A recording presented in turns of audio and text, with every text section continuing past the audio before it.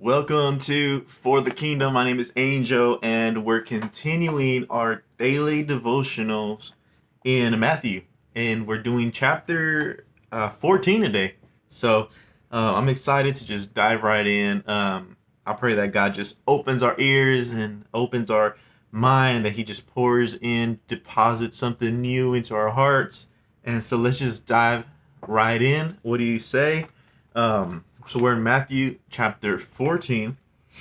And so in Matthew 14, it begins with Herod, or Herod Antipas, right? He's hearing about Jesus and how he was becoming famous. And this is actually uh, Herod is the son of Herod the Great, um, who tried to have Jesus killed back in chapter 2, if you guys remember.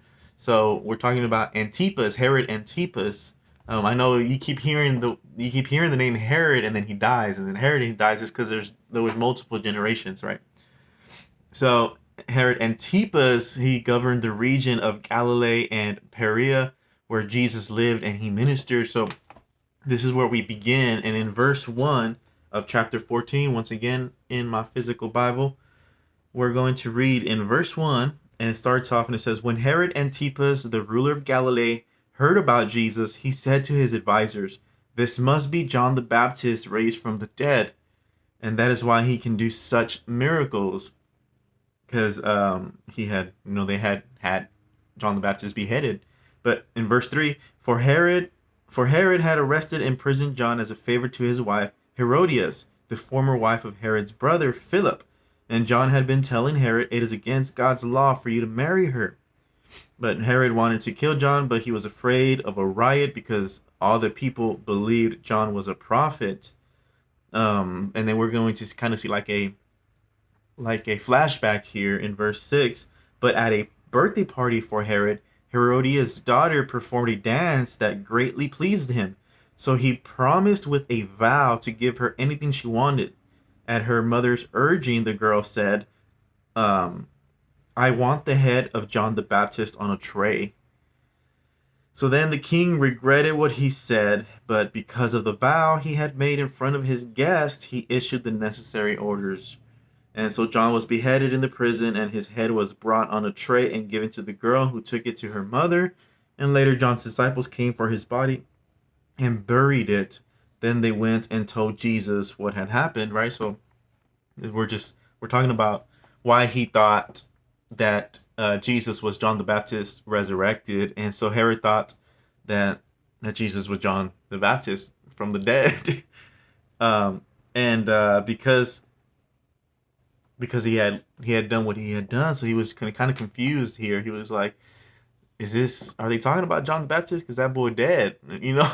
It wasn't, but it wasn't. It was Jesus. We know this. So we're continuing. So let's continue in verse 13. As soon as Jesus heard the news, he left in a boat to a remote area to be alone. But the crowds heard where he was headed and followed on foot from many towns. And Jesus saw the huge crowd as he stepped from the boat, and he had compassion on them, and he healed their sick. Right? Can you imagine Jesus here?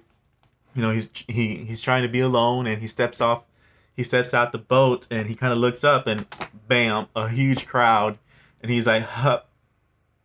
But it's Jesus, so he had compassion on them, and he healed their sick, right? And but that's I just thought that was kind of funny that he goes off to try to be alone, but the crowd continued to follow him, right? So let's continue. Verse 15. That evening, the disciples came to him and said, "This is a remote place, and it's already getting late. Send the crowds away so they can go to the villages and buy food for themselves." But Jesus said that isn't necessary. You feed them. All right, he's telling the disciples that's not necessary. Why don't you go ahead and feed them? And they responded in verse 17, "But we have only 5 loaves of bread and 2 fish," they answered.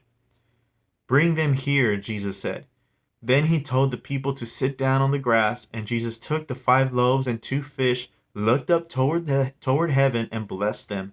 Then breaking the loaves into pieces, he gave the bread to the disciples, who distributed it to the people. And they all ate as much as they wanted. And afterward, the disciples picked up 12 baskets of leftovers. Y'all. And then about 5,000 men were fed that day, in addition to all the women and the children. So not just 5,000 men, but in addition, all the women and children. So here we're reading, and it's getting late. And the disciples tell Jesus to go ahead and send the crowd away so that they can go buy food to eat. But Jesus was like, nah, we're going to feed them. Don't worry about it. But they only had 5 loaves of bread and 2 fish. And I want to kind of point something out here. It's, if you add that up, 5 plus 2 is 7, 5, 6, 7, right?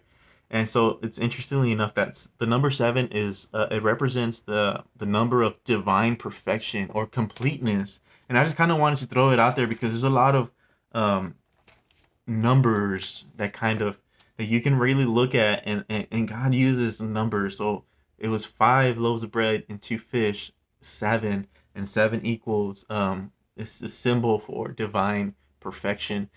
So it obviously it wasn't enough to feed about 5,000 people or more because of the women and children. But Jesus begins to just start breaking the bread, and the disciples start to distribute the bread, and Jesus makes it enough for everyone so that everyone could eat, not just eat, but all they wanted. And then to make things even better, there was even 12 baskets left over that remained of leftover food. And also right here, it was interestingly enough, the number 12, it's a symbol for authority. And it's funny because how many disciples are there? There are 12 disciples, and it's a symbol for authority.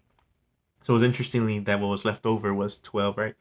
And so something that's just amazing is that when Christ commands something, he will also provide the power to see it done. He said, nah, don't worry about it. I want you to feed them. And with our natural eyes, the disciples were like, how the heck are we going to do that with 5 loaves of bread and 2 fish, Jesus? Well, Christ commanded it, and he's going to provide the power to see it done. And we saw that miracle happen when he fed everybody. So let's continue. Verse 22. All right. Immediately after this, Jesus insisted that his disciples get back into the boat and cross to the other side of the lake, while he sent the people home. After sending them home, he went up into the hills by himself to pray. Night fell while he was there alone, and meanwhile the disciples were in trouble far away from land, for a strong wind had risen, and they were fighting heavy waves. About 3 o'clock in the morning, it was really late at night, Jesus came toward them, walking on the water. And when the disciples saw him walking on the water, they were terrified. In their fear, they cried out, "It's a ghost!" And some of you might remember one of the videos I did, one of the first videos that we were doing here for the kingdom about do not be afraid, right? So here we are reading it again, but this time we're gonna talk. We're gonna mention something. We're gonna see this from a different perspective today. And so Jesus tells the disciples here in verse 22 through 27, right? He tells the disciples to get back in the boat and cross to the other side while Jesus went up a hill to pray. And late at night, a strong storm hit the disciples on the water, right? And something that I was reading while I was studying this that really caught my attention, and it says that this struggle with the storm they were in, my question began that why did Jesus send them that way only for that to happen, only for them to get stuck in a storm like that? And well, it wasn't because of their sin or poor decision making. It happened because of their obedience. They were obedient to Jesus, and when Jesus said, "Go get on the boat and cross," they were just being obedient, and then a storm hits, right? So you start to wonder, was it because they were being bad or something? And no, it's not. It wasn't because of their sin or poor decision making, but it happened because of their obedience. It's a huge reminder that not all hardships are because of our mistakes, but rather a test of faith, which is what we see happened next as we continue reading. So in verse 28, it says, that then Peter called to him, Lord, if it's really you, tell me to come to you, walking on the water. And of course, Jesus said, yes, come. So Jesus said, called him out. And so Peter went over the side of the boat and walked on the water towards Jesus. But when Peter saw the strong wind and the waves, he was terrified and began to sink. Save me, Lord, he shouted. And Jesus immediately reached out and grabbed him. You have so little faith, Jesus said. Why did you doubt me? And when they climbed back into the boat, the wind stopped, and then the disciples worshipped him. You really are the Son of God, they exclaimed. Right? So, Peter and his impulsive faith. So, Peter boldly asked Jesus to command him to walk on water, and Jesus said, come. And so there goes Peter. But just as he starts walking on the water, a strong wind distracts Peter, and he begins to sink. And rather than focusing on the miracle occurring at the moment, walking on water, Peter's human nature succumbs to doubt and fear, and that's something that we talked about right in that video of "Do Not Be Afraid," is that we succumb to doubt and fear, and we wonder why we're sinking. Why in your life you feel like you're just sinking and you can't seem to get out, and it's because of that. We've allowed doubt. We've allowed fear. When Jesus said, "Come, let's go, let's rock and roll, let's do this," and you were all happy, all bold with faith, and you were believing, and then a strong wind comes, right? Something inconvenience it comes your way, some bad news, whatever it is, that strong wind, whatever that is to you, it comes into your life, and because of it, it distracts you, and you become doubtful and fearful, and then you begin to sink. But what's awesome about what happens here is that God's love is sufficient, because what happens here is that Peter shouts. He says, Lord, save me. He shouted. And what's the first thing that it says is Jesus immediately, he didn't take a while to do this. He immediately reached out and grabbed him and saved him. So, yeah, doubts and fears are going to come our way, but let's not go there. Let's build our faith so we don't doubt what God can do. So we don't have fear, and we can allow God to just move in front of us. So everywhere we move, we know that it's God's already been there before us. And so let's be strong in our faith, and just believing in what God is doing, right? So we continue reading, right? Because we're already finishing up. This one wasn't too long. In 34, after they had crossed the lake, they landed at Gennesaret. When the people recognized Jesus, the news of his arrival spread quickly throughout the whole area, and soon people were bringing all their sick to be healed, and they begged him to let the sick touch at least the fringe of his robe, and all who touched him were healed. So the people here probably heard about the woman that touched his robe and was healed, right? And that's why they were probably wanting to touch his robe, because they knew that they were going to be healed. It's awesome how word got around, but Jesus still continued in healing people.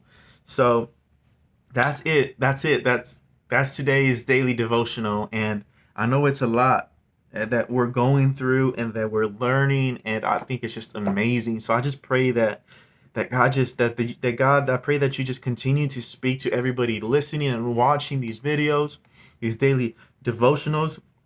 I pray that you speak specifically to every single person, and whatever it is you need to reveal to them, Lord. And I pray that we just continue to grow a hunger for you, God, and that we just continue to want to learn more about you as we continue these daily devotionals. And Father, I pray that you bless every single person that is watching and that is listening to this daily devotional. Father, I pray that you just start to manifest in their lives, Lord. Open up the floodgates of heaven over their lives, Father. Give them favor. In Jesus' mighty name I pray. Amen. So God bless you. Have an amazing day, and we'll see you on the next one, guys.